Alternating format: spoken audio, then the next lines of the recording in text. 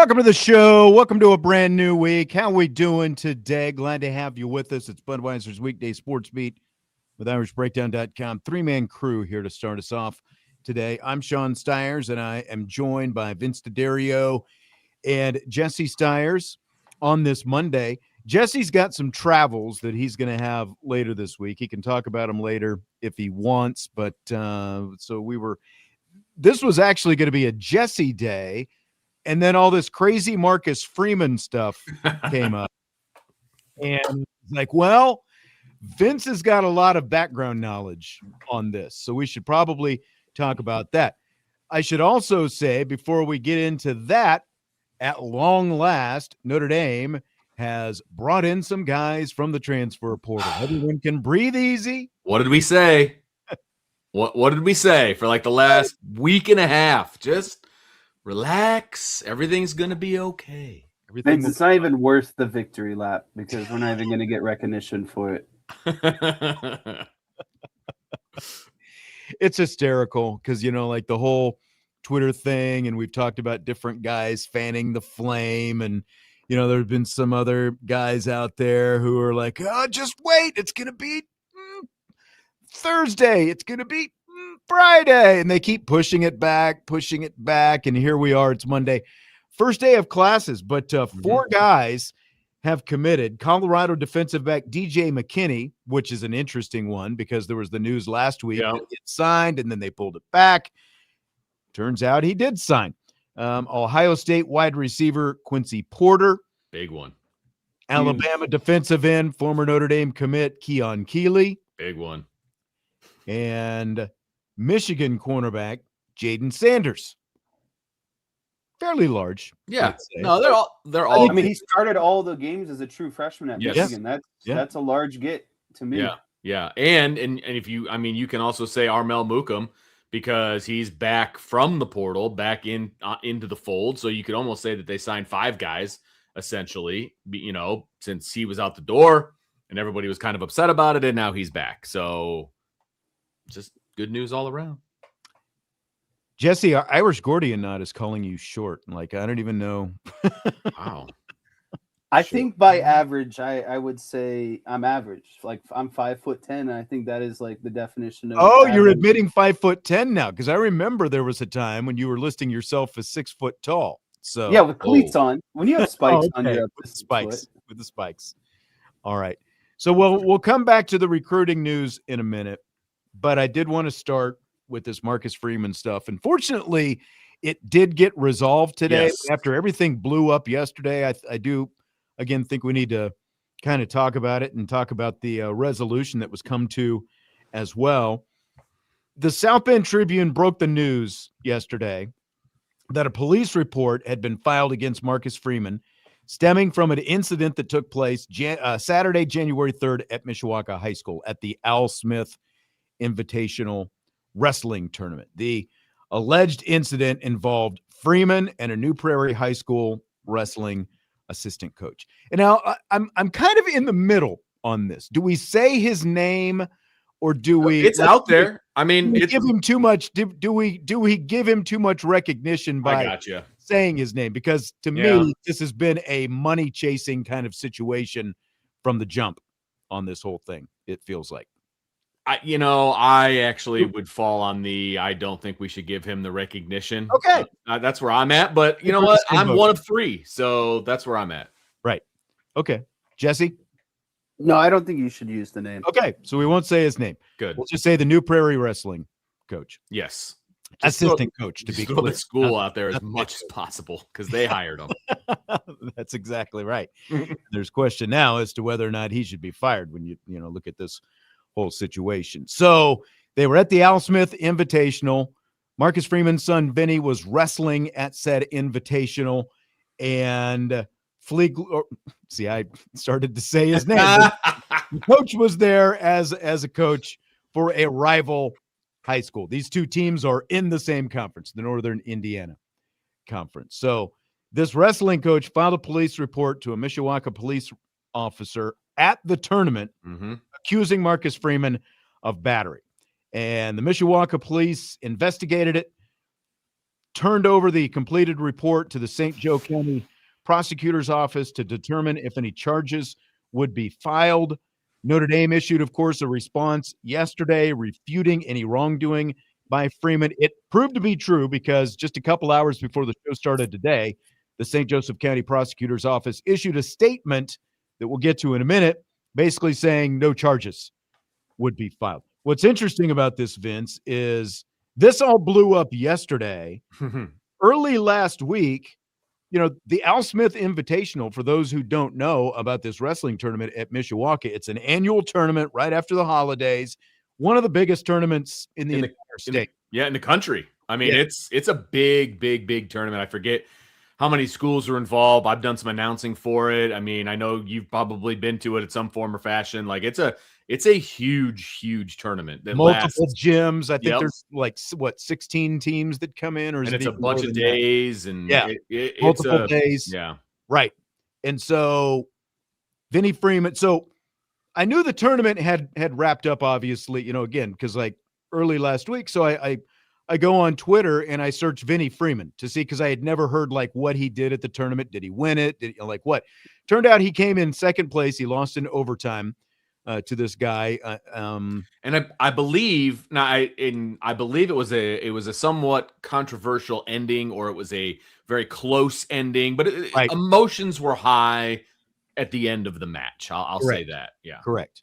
But one of the things that came up in my search as I was searching to find Vinnie Freeman to see if I could find how he placed in the Al Smith tournament there was this tweet about this incident. Like someone had tweeted about it, that Marcus Freeman and this coach from another school got into a little, tussle at the very least, kind of jawing back and forth at each other and that kind of stuff. And then it also said something about there was a video, but I'm like, well, if there was a video, it would be out there, right? Like it would be out there all over the world. But there was no video on Twitter. So I texted you because obviously you're an administrator at Penn High School. Vinny wrestles for Penn. So I'm like, okay, Vince, what do you know about this whole thing? And you kind of gave me the skinny. Do you want to just kind of provide some details on everything that you sort of knew / heard about this incident that happened there at Mishawaka last, January 3rd. So 9 days ago. Yeah, it was a while ago. And I think we all kind of figured it was a non-story. And then all of a sudden the Tribune gets it and writes an article. And then, Notre Dame responds to the article, which they never do, by the way. And as soon as they did that, I was like, okay, this is a non-story, because Notre Dame came out just very pointed with this basically didn't happen. Which I'm sure the Freemans appreciated. But here's what I know. And I looked into it, right when it happened. And everyone has to understand also that there's no love lost between New Prairie and Penn from a wrestling program standpoint.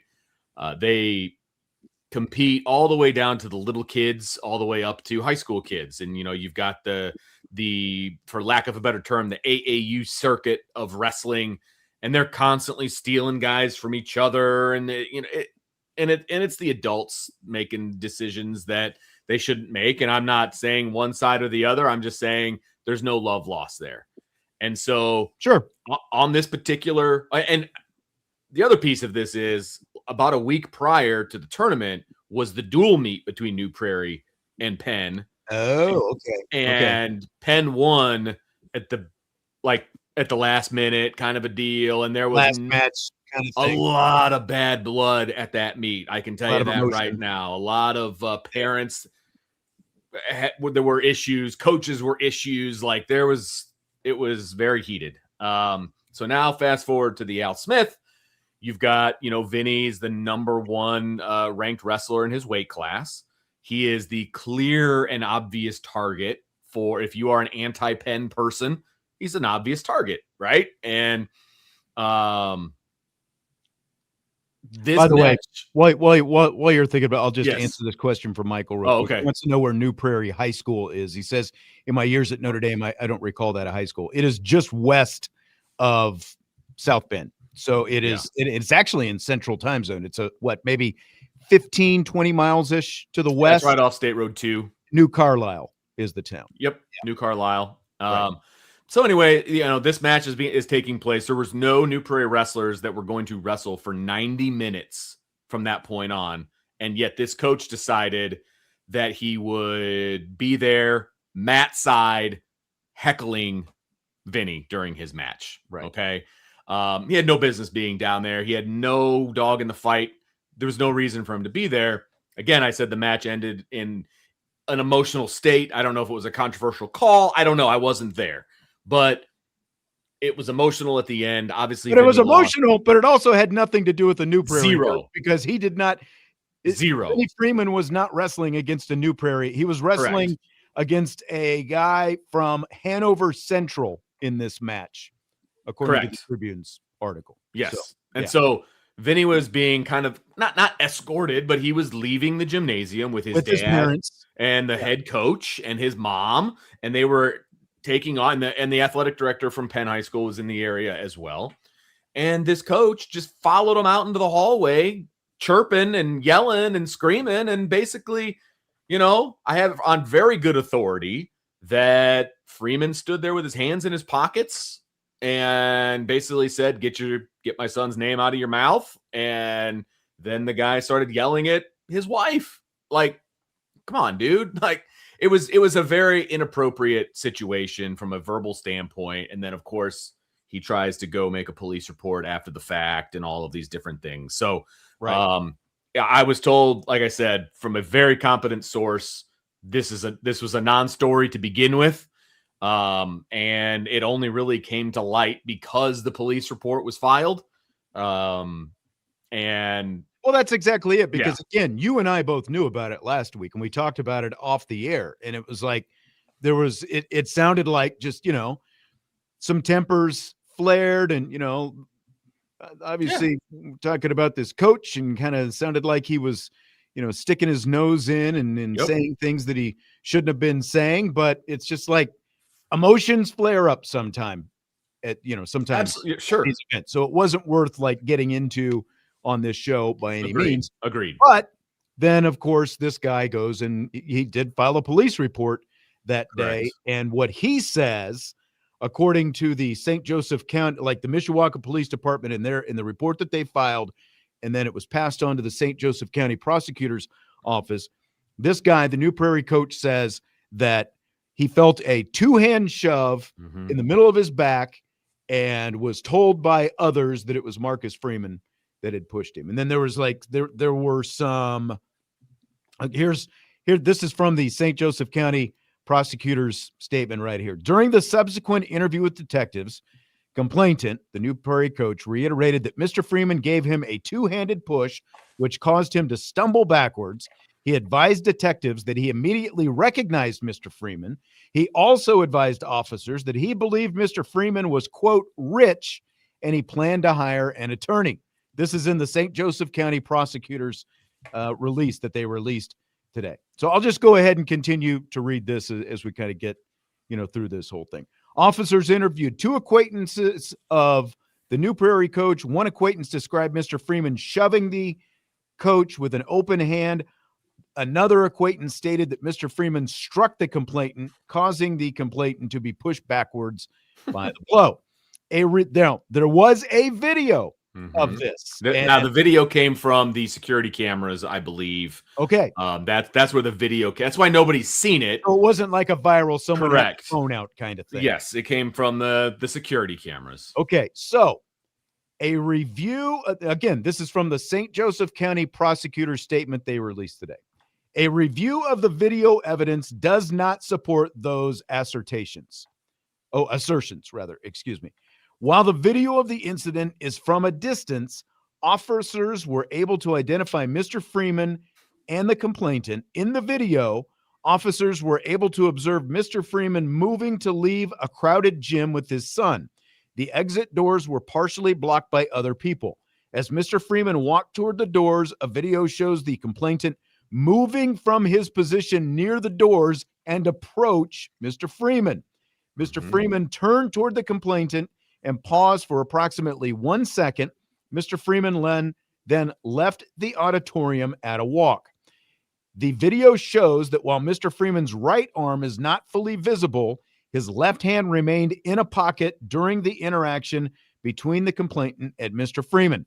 The head and body movements of both the complainant and Mr. Freeman do not support the supposition that any violent physical contact occurred.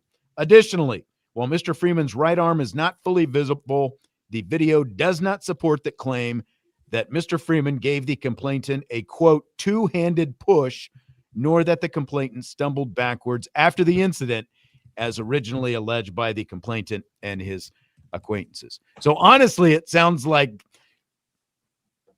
this coach should have charges brought against him for filing a false claim, false accusation against Marcus Freeman. I mean, it sounds like it was very cut and dry. And what I was told today was before we got this description and before we found out that there were not going to be any charges filed and all of those different things, I was told that the video will exonerate. Like the person I spoke to had seen the video and was like, yeah, nothing happened. Like his hands were in his pockets the whole time. Right. And he basically said, leave my son's name out of your mouth, and then turned around and left. And obviously I work at Penn High School. I was not at this event because it was at Mishawaka High School. Okay.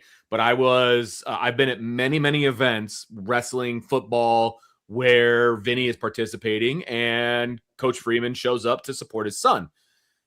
He shows up. This is what generally what he does is he'll show up right when the thing is starting and he leaves right when it's over. Like he's not hanging out. He's not talking to people. This kind of stuff, quite honestly, because exactly. Of not just this. Obviously, there's some well-meaning people want to get a picture or autographs or for sure whatever, but also this. Right. Because listen, like the words that the police said, this guy's rich. I'm going to go get an attorney. Yep. Like he was just looking for a chance to cash in. He was obviously instigating, looking to provoke a response. Marcus Freeman did not give him the response that he was hoping for, so he made one up instead and blew this whole thing. And didn't think that there was cameras involved. Right. That it was gonna be his word against his, and he was gonna be able to walk away with a settlement. But the bottom line is Coach Freeman, I mean, he had his hood up. Like he wasn't there to be Coach Freeman. He was there to be dad. And he was there consoling his kid after he just got beat in the biggest tournament outside of the state tournament, right. Of the year. And he was trying to leave. Like the doors they went out of the gymnasium led to the next set of doors to walk out to where he had his car parked. Like he was trying to leave and go back to Notre Dame because it was also a big recruiting weekend. Is it that exit where you and I used to go in and out over there? That's what I was told. Yeah. It's like kind of a little bit of a vestibule in there. It's a little congested because there are stairways and he was trying to walk out and leave. Yeah. And he was confronted, and my favorite part of the whole thing is at the beginning where he says the complainant didn't realize it was Coach Freeman. Like he didn't recognize it.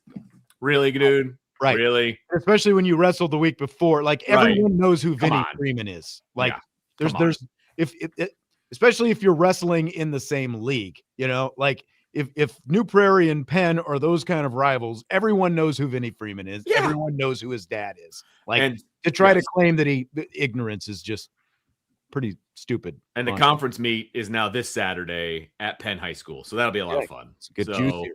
Yeah. Well, didn't he get banned from this meet? I don't know all the details there, but all I know is I'll be there as the announcer, so I'll let you know. I'll be there all day. Or we'll have your camera ready to go. That's right. Seriously. I want to get paid.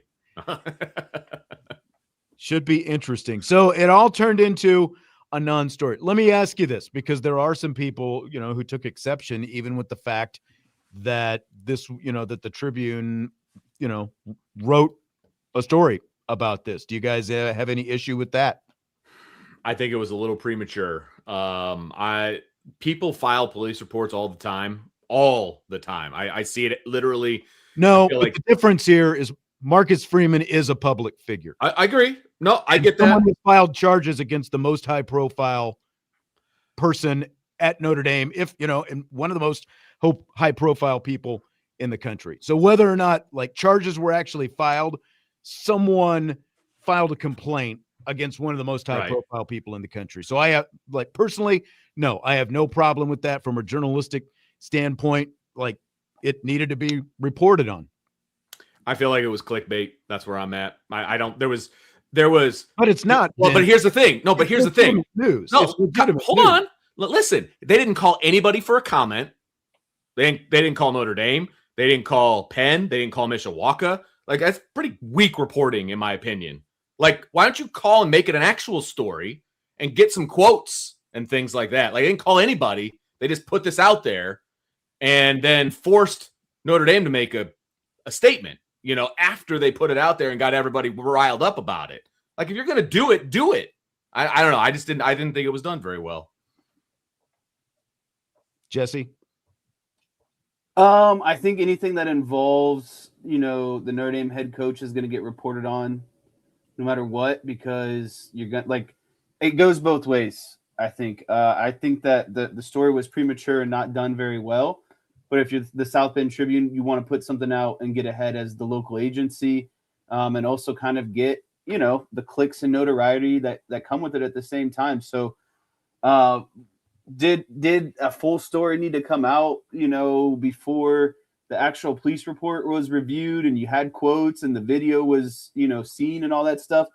I don't think so. It just felt like one of those TMZ things that comes out way too early, without getting the full backstory. I think I would have preferred, something more kind of credible and put together like today, of a full story kind of giving, start to finish and what the overall outcome was. Well, having at the beginning of my career, had to do the cops and courts beat, which is basically what this is. You go to the police department and you see what new reports have been filed. You're not going to call everybody in the world for comment on everything.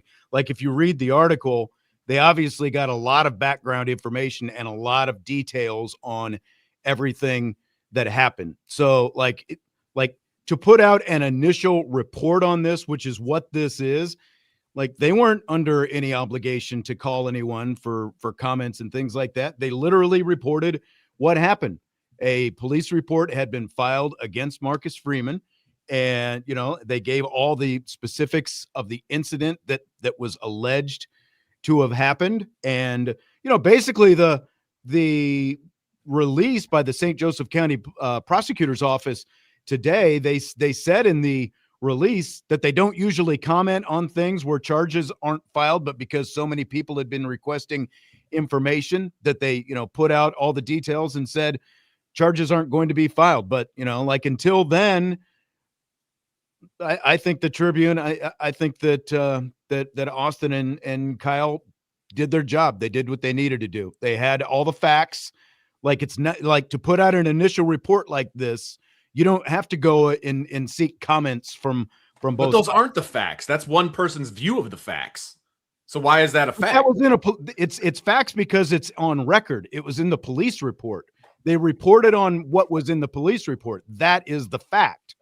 Whether or not those things actually happened, yeah, I mean, that's all subjective. And now we find out later that things didn't exactly happen that way. But they were reporting on what was in the police report. Yeah, I don't think that took two people either.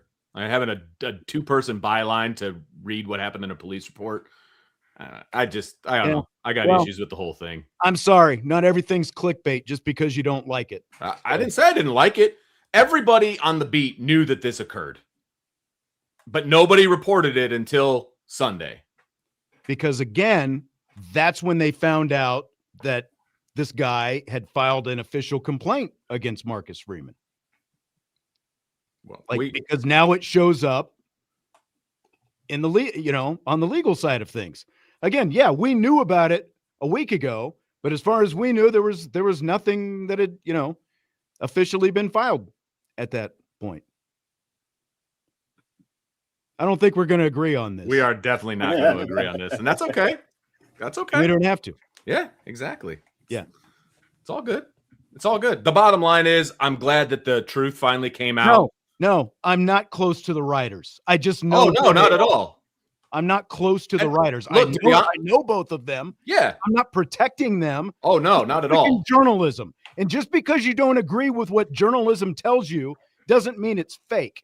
And that, this is where I'm going to get fired up, because people, oh, you're protecting this and you're protecting that. Look, there was a complaint filed again against the most high profile person at Notre Dame. That is news.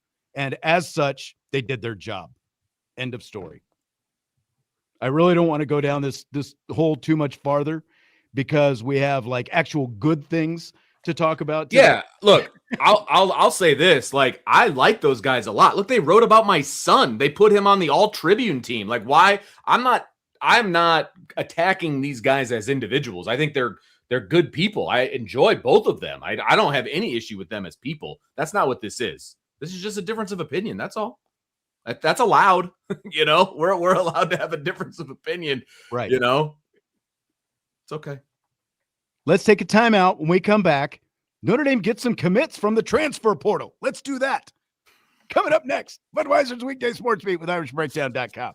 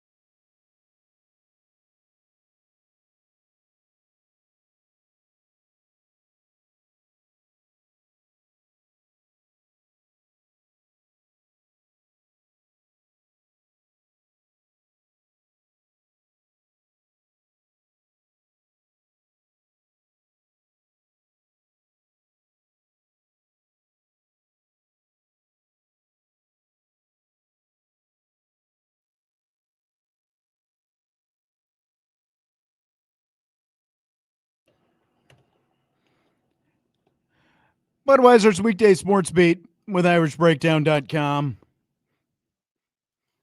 Vince has stirred up all the natives, and now he's gone.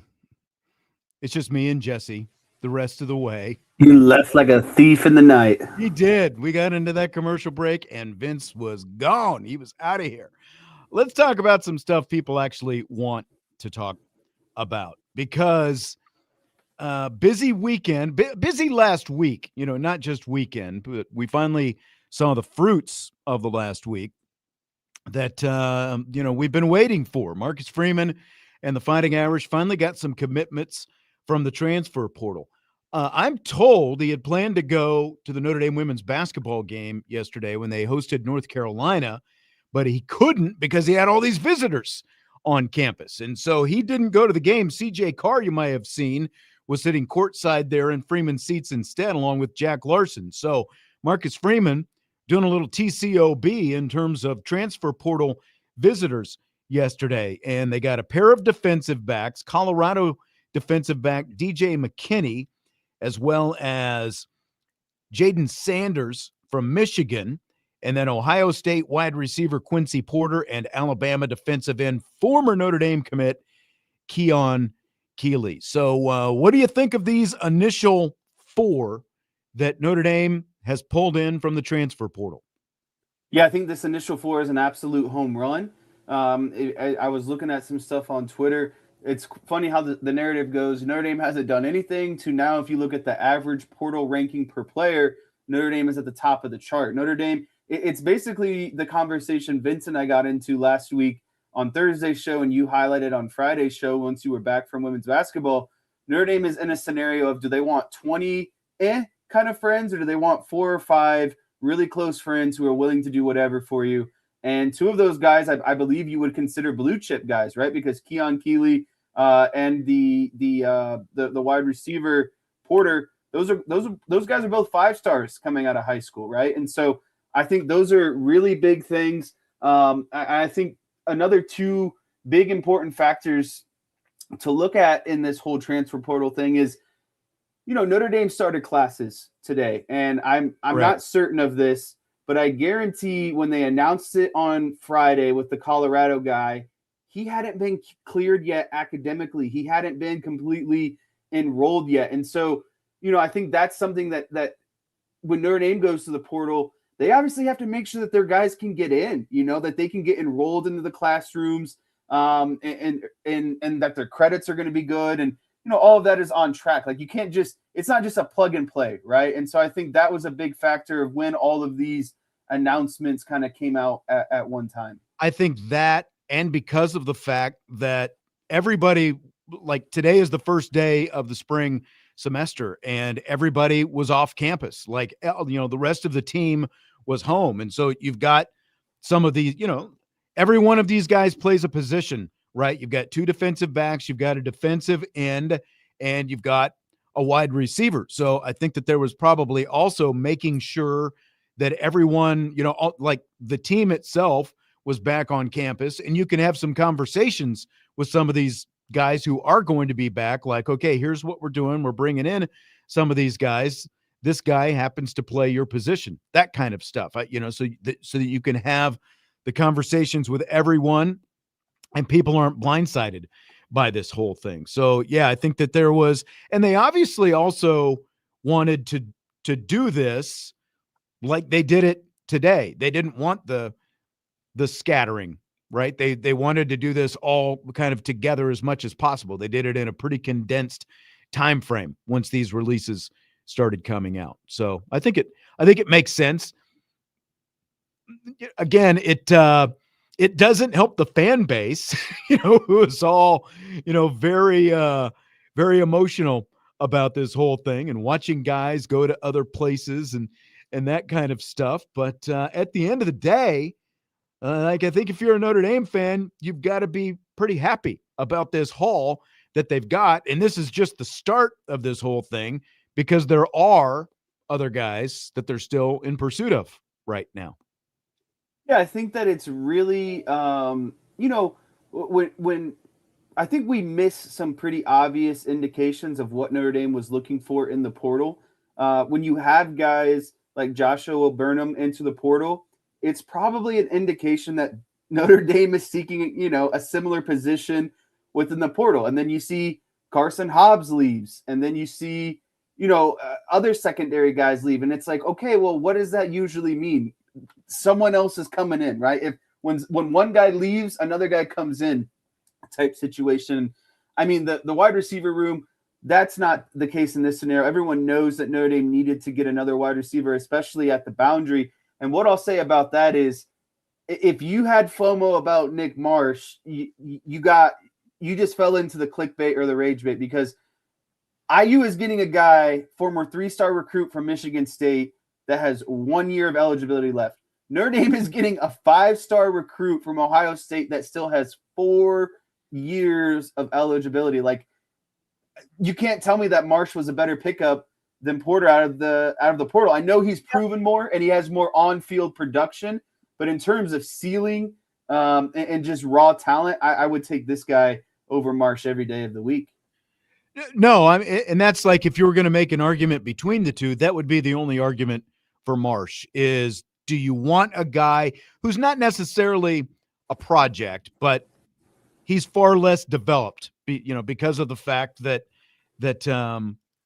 Porter has not played a whole lot, played in just a handful of snaps basically this year, and played some on special teams as well. But he's got 3 years of eligibility left, and he's a 5-star guy, so there's still a ton of upside. He was the 13th overall rated player in his class of 2025, and he's got a ton of eligibility left. He's got 3 years of eligibility. Actually, I think he might actually have 3 or 4. I'll have to double check that because of his games played. But Marsh had the experience factor. So, like,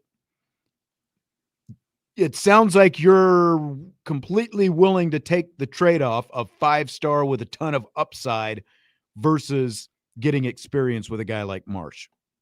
Yeah, I 100% am, because you're only going to squeeze out of Marsh this season. Like, this guy could end up being, one of the next All-American wide receivers. He's got all the talent. He's got the size. And I'm going to be quite honest with you. If Ohio State wants him, he's pretty freaking good at wide receiver, right? Like, that's all they do is they just turn out wide receivers. So when you get some of the guys, the top wide receiver talent in the country, to say, you know what, after one season of Ohio State, I'm actually going to leave and go elsewhere, I just think that that's a massive gain for Notre Dame. And to be honest with you, I don't think you would have seen this 5 years ago. I don't think you would have seen Notre Dame go into the portal and get guys from Ohio State, Alabama, Michigan, Colorado. It's just, these guys are a massive upgrade to this roster that was already, really loaded at the same time. So if I'm Notre Dame, I really think that there's I think they're about halfway there. I think they're going to add a kicker, a quarterback, potentially another wide receiver, and an interior defensive lineman or two. So I really think we're about halfway there. I would feel ecstatic if they can get one of those 3 defensive linemen between the 2 guys from Alabama and the guy from Pitt. If they can get one of those 3, I think they absolutely knock this portal class out. Especially, to me, the defensive tackle is the biggest need. Yeah, that's the biggest thing they need right now. And getting Mookum back obviously really helps that situation as well. Yeah, and we didn't even talk about that. Armel Mookum has decided to pull his name out of the transfer portal and return to Notre Dame. So huge figurative and literal news for Notre Dame that Armel Mookum is coming back. Now, again, he's got some experience. He started to kind of show himself down the stretch of the season this year, but he still has a whole lot to prove, but there's going to be a whole lot more opportunities as of right now, especially considering they are still looking for somebody else. But yeah, I think that the positions that you mentioned, those are the definite positions that they want to go out and get, and they really need to get a defensive tackle. And someone made the comment earlier about, maybe the general manager kind of got off to a bad start. I would agree with that based on things that we have heard, but you are where you are right now. And I mean, the fact of the matter is they added 2 former 5-star guys. One of them, the receiver from Ohio State, Porter, still has 3 years of eligibility left. And you mentioned it, like, you want to get a receiver. Ohio State is the place to get a receiver from. It has literally become wide receiver U. Like, is there another team in the – I think USC and Ohio State are probably for the last, at least 15 years, if not longer, but you can probably go back even longer than that. Like, those are the two programs that have traditionally produced, like, cranked out the most big-time wide receivers, especially, like when you talk about going on to the NFL and having productive careers.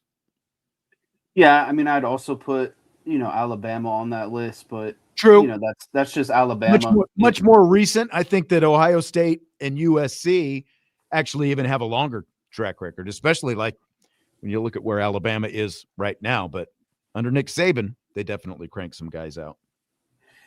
Yeah, and I think that, what's cool about this too is, like, you start looking at some of these guys that they did pick up, and it's like, okay, young, talented guy that can immediately step in and be a contribution as the boundary wide receiver. Okay, check. Defensive end, you can, in my opinion, you can never have too many defensive linemen. And then with Josh Burnham leaving, getting Keon Keeley to come back after, that long relationship he had with Notre Dame and ultimately decided to go to Alabama, that's a big check mark. And then you start looking in the secondary, and it's like, oh my gosh, you're getting a guy from Michigan that played all 13 games as a true freshman. He's immediately going to be a contributor, on that defense. And then the guy from Colorado, you read the tape on him, you listen to Deion Sanders talk about him. Deion Sanders thinks he could be drafted in the first round. He played alongside with Travis Hunter. He talks about his length. You know what he talks about most importantly is he talks about his ability to play in man. And if that should be, as a Notre Dame fan, that should just get your heart freaking jumping, because that means Chris Ash is not committed to this stupid zone stuff. They went out and got a man corner. No, seriously. They went out and got a man corner. It's basically Cam Hart. The guy is very similar to Cam Hart. Long arms, 6'2". Hold this thought. Let's take a quick timeout. We'll come back and I'll let you elaborate that on even more, because I don't want to run out of time here, because we're starting to push up a little bit toward the end of the hour. So let's take a break, and we'll come back with that. Some thoughts on some of these defensive backs in this initial transfer portal haul that Notre Dame reeled in today. Budweiser's Weekday Sports Beat with IrishBreakdown.com.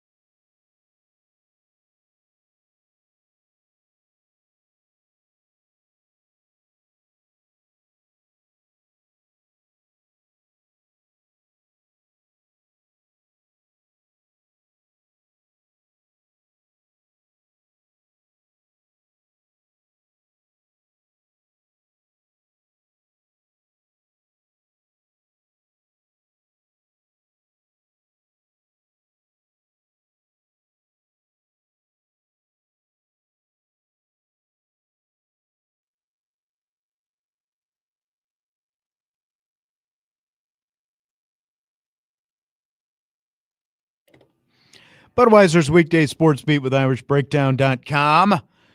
Starting to wind down the first hour of the show along with Jesse Stiers. I'm Sean Stiers. Just to clarify, I did not kick Vince out. Vince did not get mad and leave. We talked before the show because he was not initially supposed to be on today because Jesse is going to be off at the end of the week. And so Jesse and Vince switched days. This was going to be Jesse's day, but because of the Marcus Freeman story that came up over the weekend, I asked Vince to be on since he had some background knowledge on it. I didn't realize it was going to turn into what it turned into, and we were going to disagree quite so much. Jesse, are you there right now? I am here. It gets darker in your background every time you come on. I'm up in the attic. Tuco says, let's get some super chats to pay Jesse's electric bill. I probably should have turned the light on during that break, but I always turn myself off and mute myself because I don't want people to hear me or see me. I was typing away. I was making sure my timesheet was done for today, and then I realized we came back from break. And right now your light is going in and out. You've got a very dark silhouette that you've got there. James, by the way, thank you for the super chat. He says, go Irish, bear down, to quote Ben Johnson. Well, we know what he said, LFG. We'll talk about that a little bit as well. So you were starting to go down on the road with these defensive backs and talking about guys who are more capable of playing man-to-man. I think the curiosity that I have with DJ McKinney, the Colorado defensive back, he is 6'2", 180, so he is long. Jaden Sanders, the Michigan DB, is 6'1", 193, some length as well, a little bit bigger. Christian Gray, 6 foot, 188 pounds. I wonder, we have spring football coming up. This is just my initial, when I look at these two guys, a little bit bigger than Christian Gray. Sanders has both length, and some bulk as well at 193, just a little bit thicker. But could Christian Gray move inside? Could he be the nickel now with this? What do you think? Yeah, I do think I was just getting ready to say I think that Christian Gray or this Colorado guy are going to become the nickel. I prefer, especially on the outside for my corners, to have a little bit more length, and that's what this Colorado guy is going to have. And I also think that Christian Gray has struggled a little bit with some of the man-to-man over the years. I think teams know if you're going to pick on someone in man, it is Christian Gray on the Notre Dame defense. And so, maybe there's some sort of rotation, but I'm just going to say I don't want to get down to the specifics of who's going to play where. I want to talk about the overall room. Okay. I think with the addition with both of these guys, you can make the claim that Notre Dame has the top secondary in the country. I think you're right. When you combine Tay Johnson, Adon Schuler, Christian Gray, Leonard Moore. Now you've got the transfer from Michigan who's got 3 years left, was a full-time starter as a true freshman, played in a lot of big-time games. He's going to be a big contribution. You have this guy from Colorado who's great in man, really good size, good frame. And again, someone that Deion Sanders speaks very highly of. I'm not trying to blow smoke. I think Notre Dame definitely, you combine that with their linebackers, their second and third level, I think can compete it, and if not the best in the country. I agree. They have speed and athleticism just all in the back half of their defense. And we're not even talking about the freshmen who are coming in as well, who are going to bring a lot of quality depth to that room as well. And I think that you're getting to the point where the way they've been recruiting, the numbers fluctuate a little bit. You did lose a couple of guys from the portal, but man, that secondary, once they finally figured out, hey, we do need to be playing more physically. We do need more man-to-man philosophies. We don't need to be playing quite as soft. This is our strength. Once that finally became, that light bulb went off for whatever reason that it was, and they figured that out, it became once again one of the better secondaries in all of the nation. And I think it's gonna be that with these additions and what they've got on the back end, man, with Schuler and Johnson back there. Like, I think it's gonna be legit elite in 2026. It's definitely going to be elite. And for me, and I don't want to jump too ahead here a little bit, but I think getting a defensive tackle will be the cherry on top for this defense. It would bring everything together for this defense. And so, I'm just really excited because I think the recruiting in the roster was already loaded. You're adding a few key pieces to kind of put you over the top and tie everything together. And then you combine that with just what's probably going to be mentality-wise a really nasty offseason for Notre Dame. They're going to be very hungry.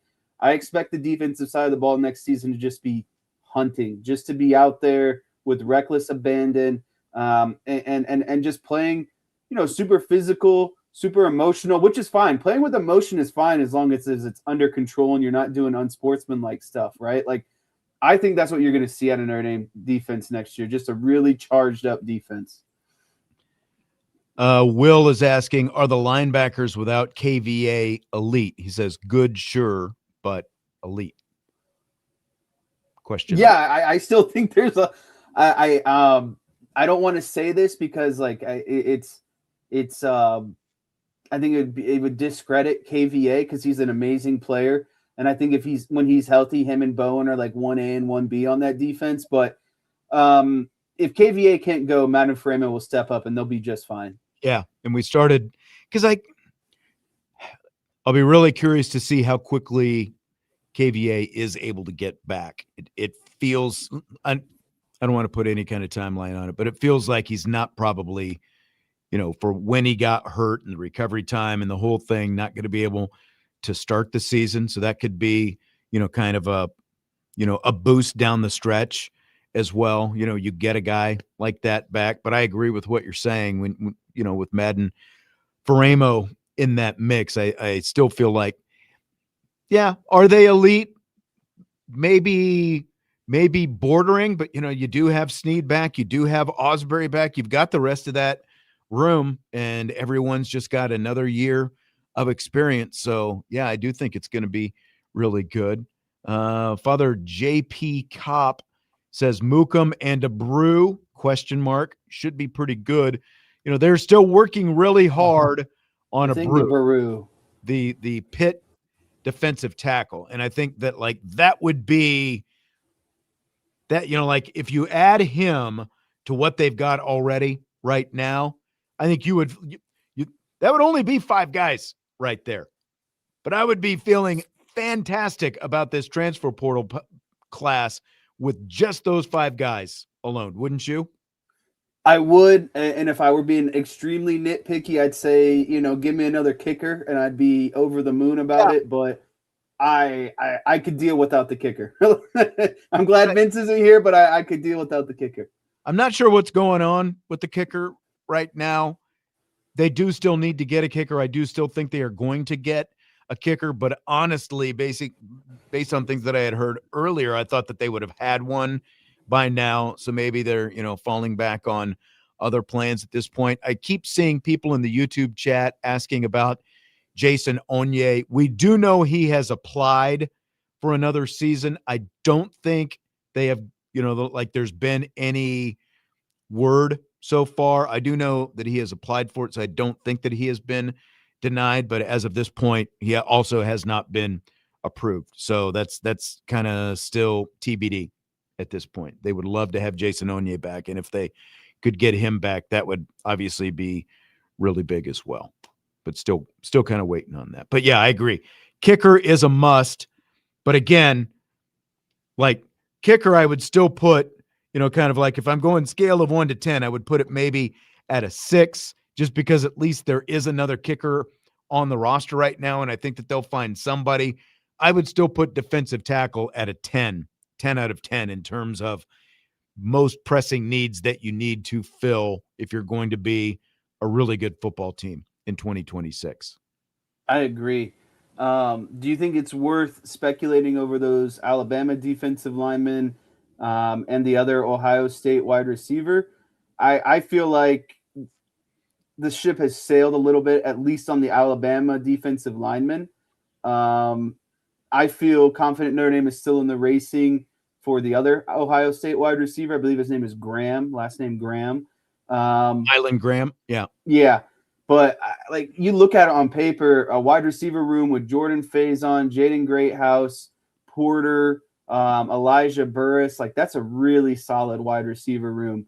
And that doesn't even account for Cam Smith as well. So I think the wide receiver room is going to be just fine. But again, that kind of final bow would be getting the other Ohio State wide receiver. But Yeah. And I mean, like you're adding an Ohio State wide receiver and an Alabama defensive end, both who were 5-star guys from the transfer portal. That's kind of amazing when you think about it as Notre Dame, like when you look at how things have gone in recent years. Yeah, and I think the biggest lesson to learn from all of this is a lot of these guys that Notre Dame have gotten weren't even available day one. You know, like when all of this first started, I don't think that, you know, maybe we don't know because, you know, we're so far detached from everything, but like I guarantee that wide receiver from Ohio State wasn't necessarily, you know, on everyone's radar day one, right? And so I guess what I'm getting at is like it's crazy what a little bit of patience can do, because I feel like even though Notre Dame missed on that first wave, I'm way happier with what they got in this second wave compared to what they could have gotten in the first wave. Yes. All right. So a big day, the transfer portal, day one of the spring semester at Notre Dame. And by all reports, Keon Keeley on campus today, attending class at Notre Dame at his first day as a Notre Dame student, as things have gone full circle for Keon Keeley, going from Notre Dame commit just a few years ago to Alabama and now at Notre Dame, and ready to be a difference maker for the Fighting Irish on this defense, and some new ammunition for Charlie Partridge. So, and again, big news that Armel Mukam has decided to come back to Notre Dame as well at that position of need. After a timeout, we will get into some rapid fire, and we'll see if we can stir things up once again. That is coming up in hour number 2 of Budweiser's Weekday Sports Beat with IrishBreakdown.com.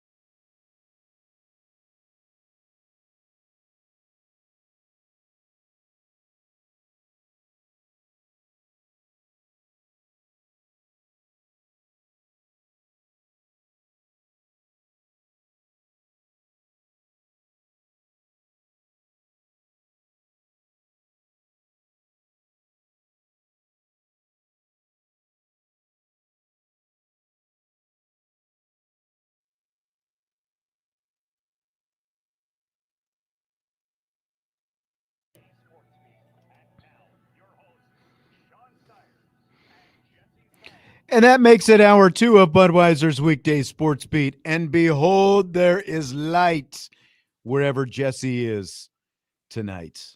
Where are you? Are you down around Columbus? Is that where you're hanging out? Yeah, I'm still at my in-laws' house. Gotcha. We're leaving after this, actually. Oh, you're leaving tonight. Driving back to Cleveland. Uh-huh. Yeah. All right. Very good. Very good. It was hard to keep the whole story straight. So facilitate, no candles needed for Jesse anymore. So, all right, let's get into some rapid fire. This was kind of one of those days. It's like you wait a little while for something to happen, and then all of a sudden things all start happening at once. Here come the Irish on Peacock, of course, followed Notre Dame throughout the 2025 season. They had an inside look of Marcus Freeman talking with his captains after their decision to opt out of the bowl game after the College Football Playoff Selection Committee left them out of the playoffs. Here is a little bit of the conversation that Marcus Freeman had with his captains, and you'll hear a little bit from Drake Bowen at the end as well. Much time after the announcement to make a decision on the bowl game. The captains had already gotten together, talked with the majority of the leaders on the team, with each other, and by the time we had a conversation, they had already knew that this question was going to come up. You know, more than anything, like, you guys had to make a decision as captains. That's probably been the biggest decision for a group of captains since I've been a head coach. There's probably times in the year you go, okay, like, we meet with 3 once a week, we talk to the team on Thursdays, but you never know when you're going to have to make a decision for the greater group that's going to impact a whole bunch of people. And you're not going to please everybody. I mean, you guys saw that with your decision.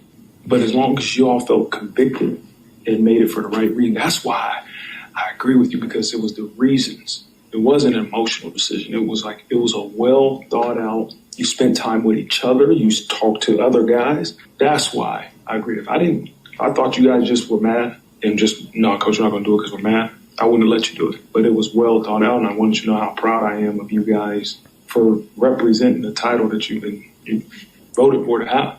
It's been a tough 24 hours. Everybody's got an opinion.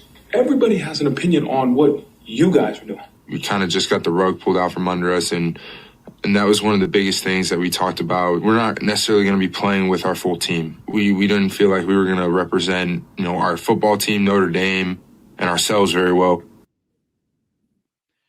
Okay, so again, that's Marcus Freeman, of course, at the beginning, and Drake Bowen, one of the Notre Dame captains there, at one of the captains that Marcus Freeman was talking to, and because, obviously we don't have the video started off with Marcus Freeman talking with a little music underneath him. I agree with Tuco. He says the music makes it. It was a little Friday Night Lights-ish, the kind of music that they were using there, didn't you think? Yeah, I would have went more Days of Our Lives kind of music, but it definitely set the dramatic tone. Correct.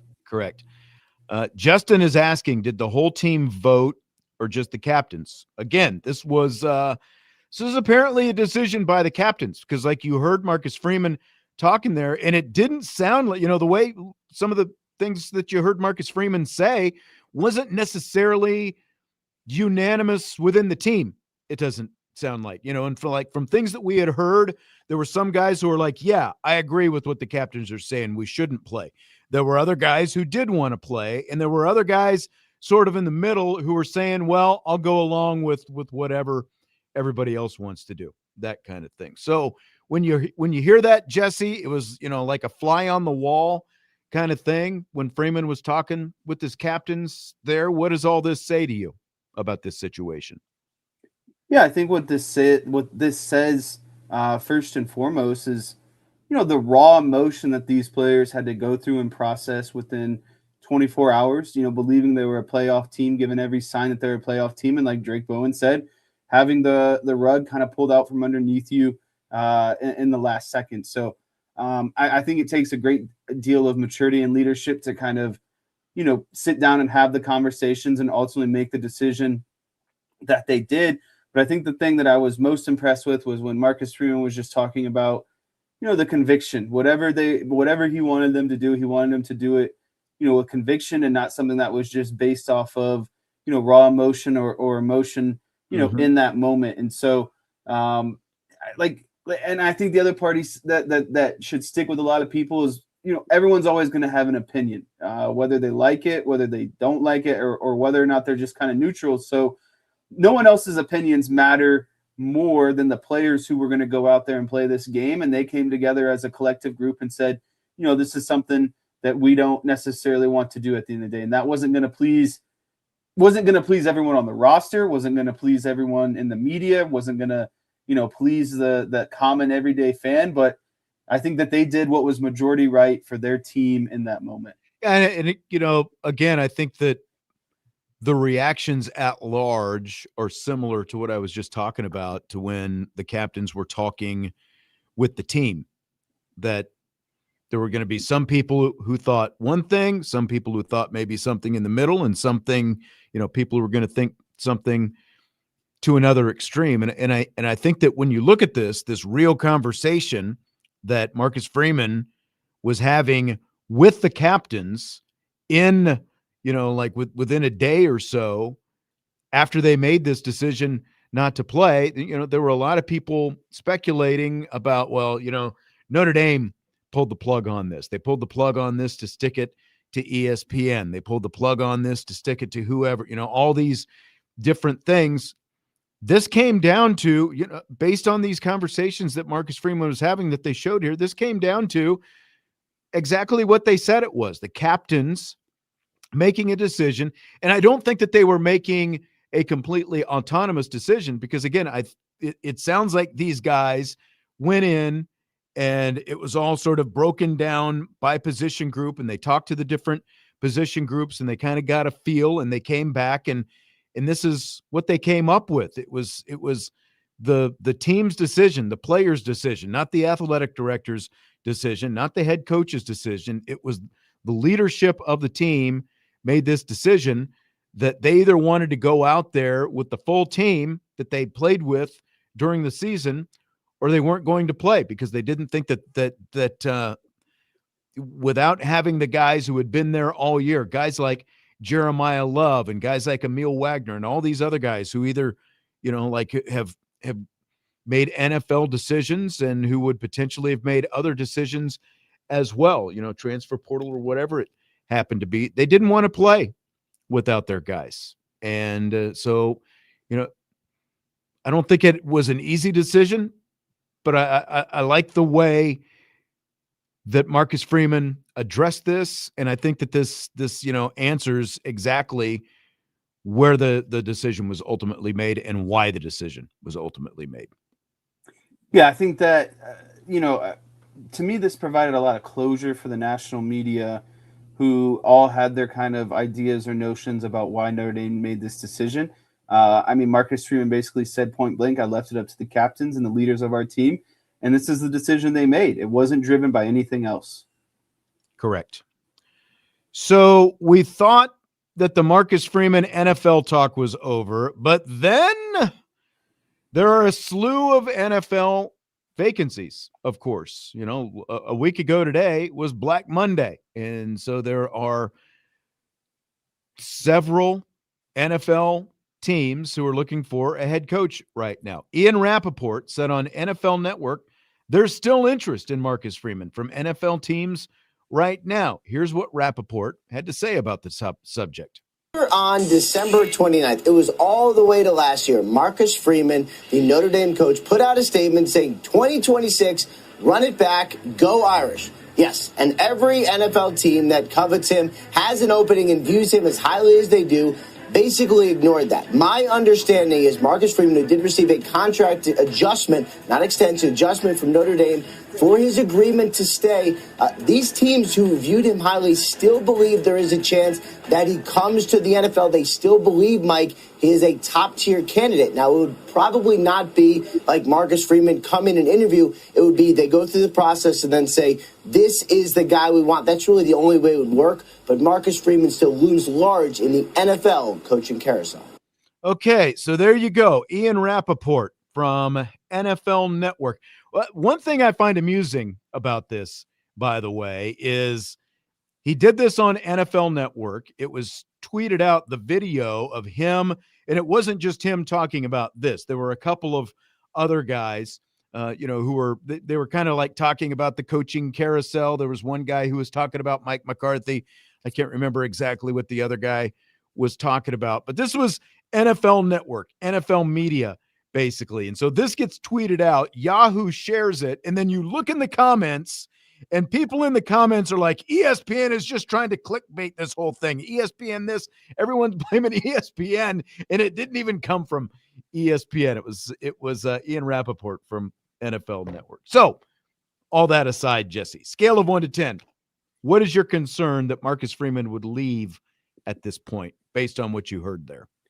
Yeah, I mean, it's a 0 out of 10. You can want all the things in the world, these NFL jobs. I mean, I could want $1 million tomorrow and say I'm still pursuing and chasing $1 million, but whether or not I get that $1 million is a different question, So I think that the teams are still going to act as if Marcus Freeman is, on the market, but I think Marcus Freeman himself is not going to act like he is on the market. Maybe 2 weeks ago he flirted around and did what he did.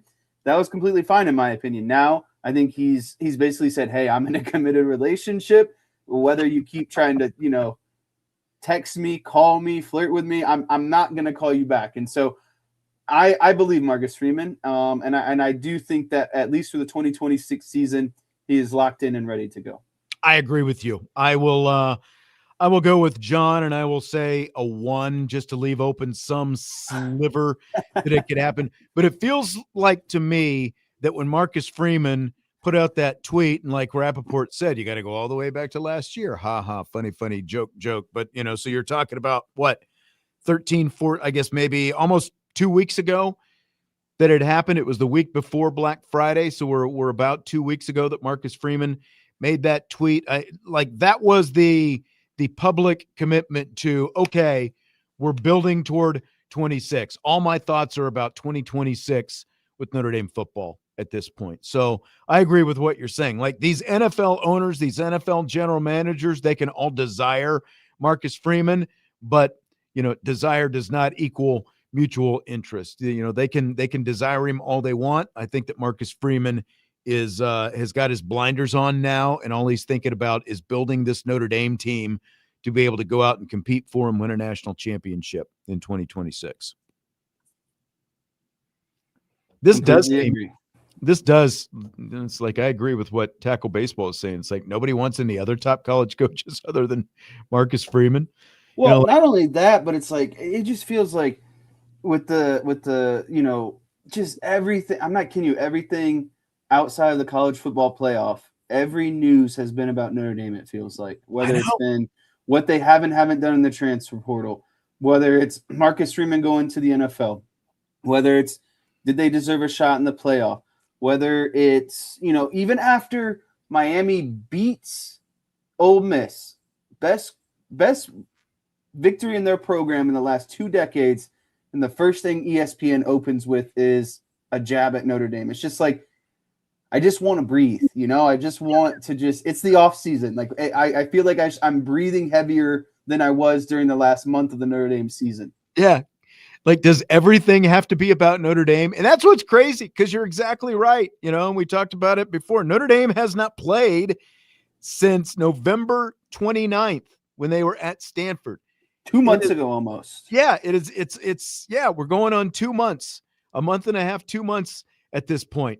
And they are still mentioning Notre Dame all the time. It is still coming out of their mouth. So like they think that they're being snarky about it, but ultimately I think I do buy into the any attention is good attention at this point. The more they're talking about you, the more they're thinking about you, because they know that there's something to it. They know that you're a legit threat going toward next year. So I don't think it's all necessarily a bad thing, but I agree. It's like you'd think that it could die down by now, since we've played 3 rounds of the college football playoff and they're getting ready for the national championship game. You would think that they would stop talking about Notre Dame, but that's all that they can continue to talk about. It's crazy to me. Even Agreed. Indiana fans continue to come at Notre Dame. Even more than Miami fans, it feels like at this point. Well, and that's that's a completely different. Those IU fans, I've been trying to tell all these Notre Dame people because they're like, "Oh, this is great for college football. What IU is doing is great for college football." And it's like, okay, yes, you can make that case, but if IU wins that championship, any Notre Dame fan within the state of Indiana, your life is going to be miserable for however long it takes Notre Dame to win its next national championship. Yep. Let's take a timeout. When we come back, more rapid fire. Budweiser's weekday sports beat with IrishBreakdown.com.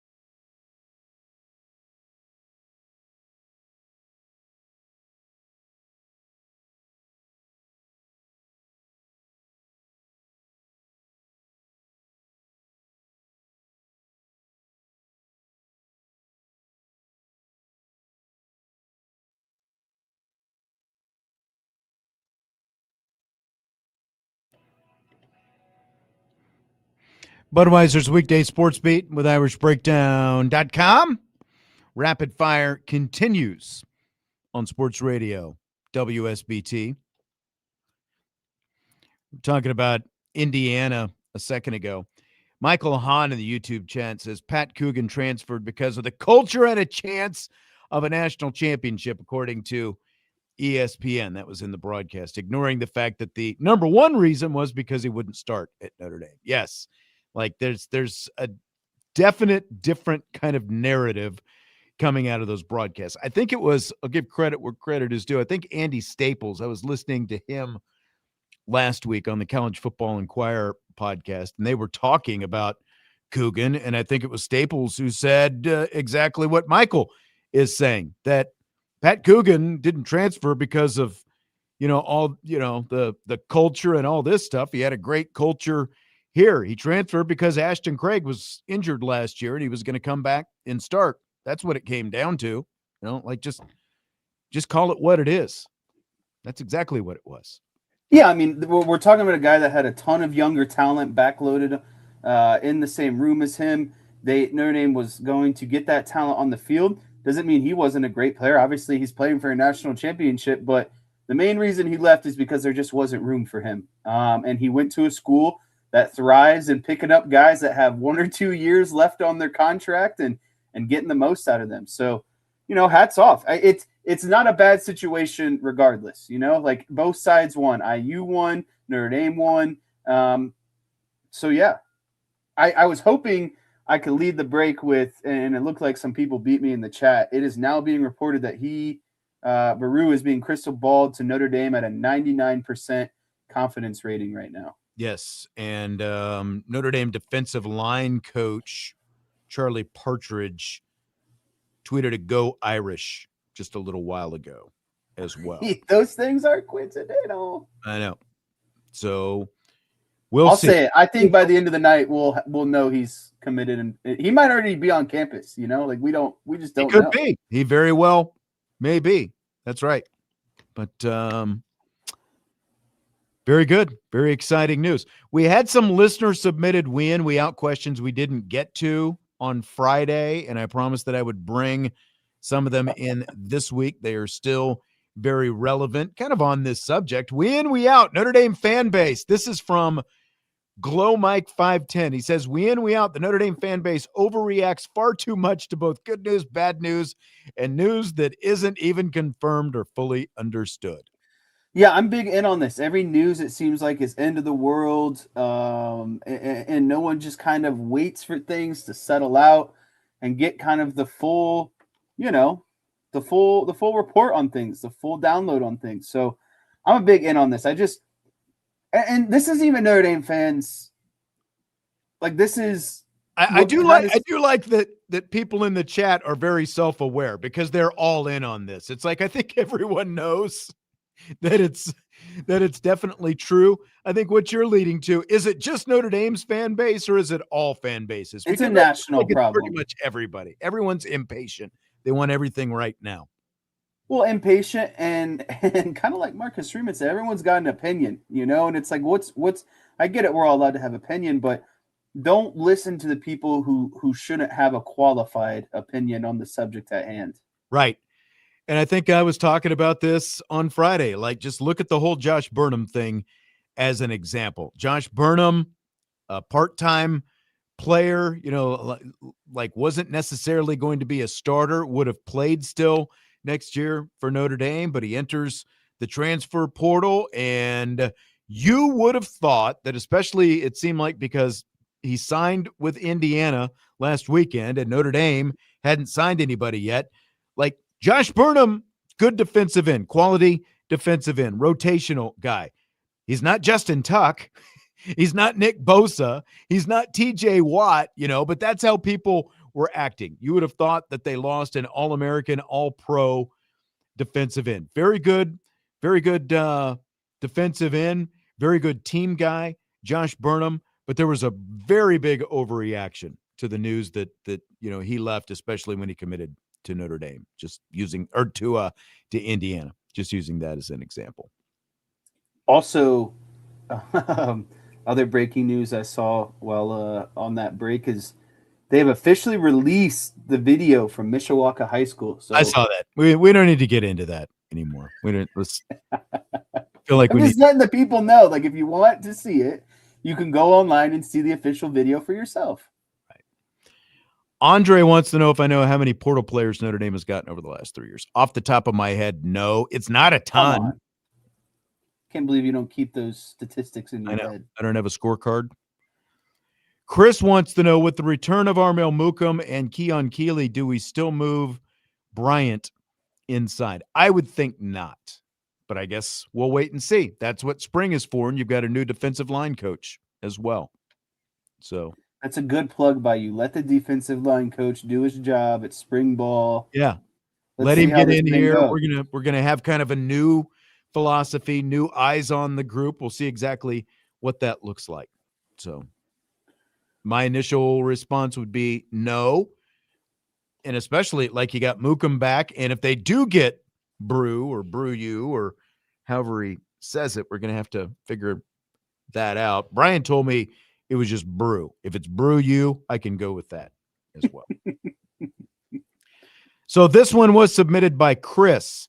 He says Notre Dame women's basketball has to win 2 out of the next 3 games if they want to make it to the NCAA tournament. Now, to explain, this was submitted Friday before yesterday's Notre Dame win over 22nd ranked North Carolina. But the average do still have 10th ranked Louisville this Thursday. I'll have to check and see if that ranking is still the same. I know UConn is still number 1 next Monday. But the question is, in or out, that they have to still win one of these next 2 games to make the tournament. Yeah, Louisville moved up to 9. I'll save you the time. Okay, thank you. I'm out on this. And it's really funny that this question that came up today in Rapid Fire, because I was going to come up with my own Rapid Fire question tomorrow to ask you about women's basketball. Oh, okay. You can still do that if you want. Yeah, I'm going to give my answer, and then I'm going to pose the question to you. Okay. I'm going to be out.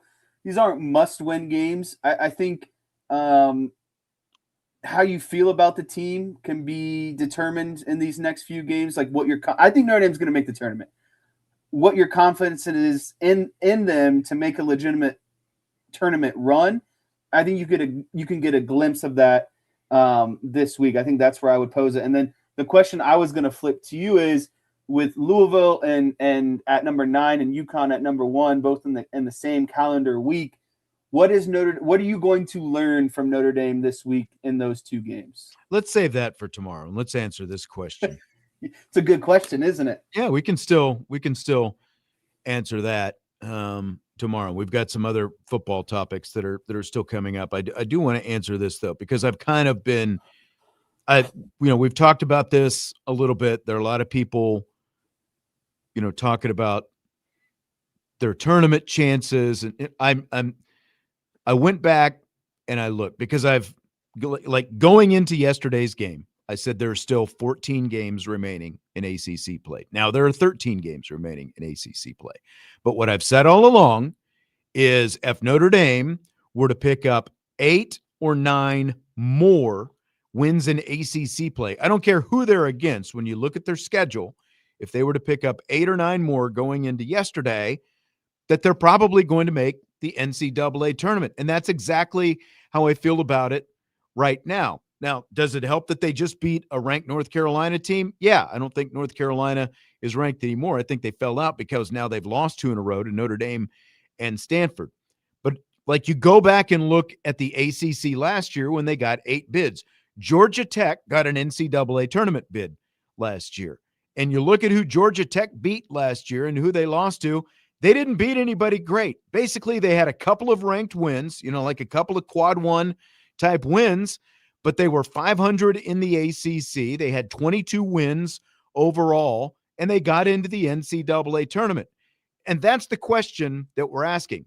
The question is not, to like kind of what you're referencing there. The question is not, are they going to compete for a number 1 or a number 2 national seed? That's not what this Notre Dame team is likely going to be competing for this year. The question is, are they going to make the NCAA tournament? So my answer to this question that Chris posed is no, they do not have to beat either Louisville or UConn. Now, obviously, would winning either one of those games boost their resume? It absolutely would boost their resume. But it is not a deal breaker if Notre Dame doesn't win one of these next two games against Louisville or UConn. The question is, can you keep stacking wins? Can you be above 500 in ACC play? And that would put you at 20 plus. You would be in the, from where they are right now, you would be around 22, 23 wins if that happens. That's all they really need to do to earn a bid into the NCAA tournament. Now, again, like whether or not we start talking about, are they a legit, chance to make a Final Four, those kind of things, that's a completely different question. But the question is, are they going to be an NCAA tournament team? They don't have to win one of these next two games against Louisville or UConn. Again, it would be a big feather in their cap, a big resume boost. But I think all they need to do from now is win 7 or 8 more games in the regular season before you even get to the ACC tournament. Then you win a couple games in the ACC tournament and you're feeling really good. I think that's minimal what they need to do to get into the NCAA tournament this year. Yeah, and I think that's what they're going to exactly do. Yes. We're both in agreement on that. All right, so save your question for tomorrow. You can write it up. You can send it to me, and we'll address it in rapid fire tomorrow. And speaking of tomorrow, I didn't even mention this earlier because of all the the stuff that we were talking about. Okay, I just want to double check because I'm doing all this off the top of my head right now because Chris said that would give them 19 wins. They are currently 12-4 right now. I believe they are 12-4. That's why I want to double check their record before I answer this question because I don't want to have it wrong. Yes, they're 12-4 right now. So yeah, 7 would be 19, 8 would be 20. So, and then again, not including what happens in the ACC tournament, and that's what I'm saying. You could get to around 22 into that range. Yeah, I mean, like, do we really think if the season, and this is exaggerated, but if the season ended right now, 12-4, Notre Dame would be in the tournament. Like, they're ranked right now. Right. They're 12-4. If nobody else just played a keep game following this path, they'll be would just be fine. Right. Right. You have to look at their schedule. Like, everyone's panicking, I think, because they lost a couple games. You know what gave me a lot of encouragement yesterday? Size has given Notre Dame a lot of problems this year. But that was not an issue yesterday. North Carolina had size. And Sierra Toomey, their leading scorer, who is 6'4", was 0 for 5 from the field and scoreless because of Malaya Coles and the defense that Malaya Coles had on her. Coles, didn't score a lot of points yesterday, but she was phenomenal defending the paint yesterday. One of the best defensive efforts by any post that I have seen Notre Dame have this year. She really stepped it up, and again, like people have talked about development and lack of development and all these different things. Like what we saw from Malaya Coles yesterday was a very positive sign going forward. So felt really good about that. Yeah, I'm not trying to belabor this topic too much, but I told you this after that tough road stretch that they had. You got to be able to rely on your National Player of the Year towards the end of the game. And I think Hannah took a couple lumps early in the season, but I don't expect her to make those same mistakes later in the season. I think those are a learning moment. And basketball is hard. You have a bad week, like you're going to take a couple stinky losses here and there, but I think they're beyond that now. I agree. Let's take our final timeout. Back to wrap up rapid fire with some more football talk. Budweiser's Weekday Sports Beat with IrishBreakdown.com.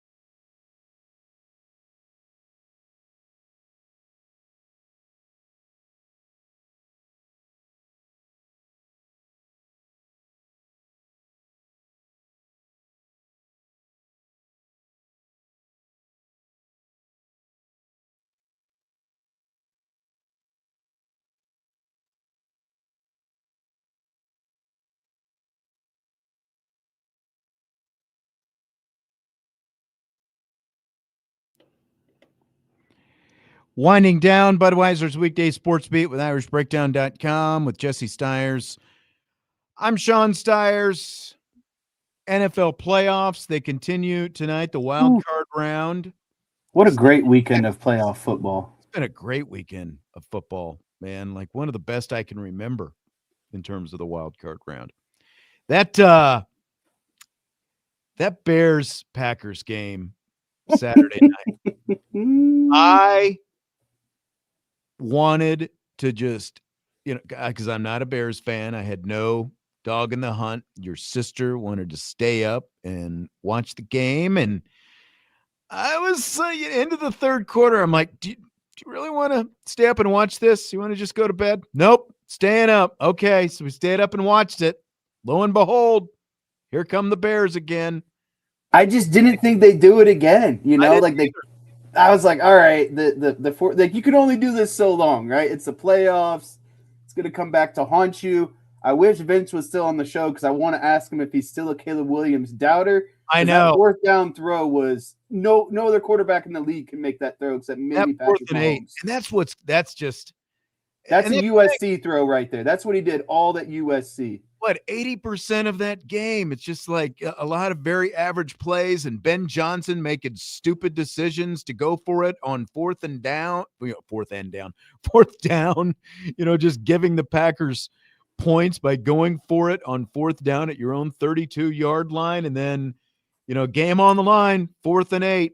Here's a little rollout, like you said, that only Caleb Williams can make on 4th and 8 to keep the game alive. It was insane.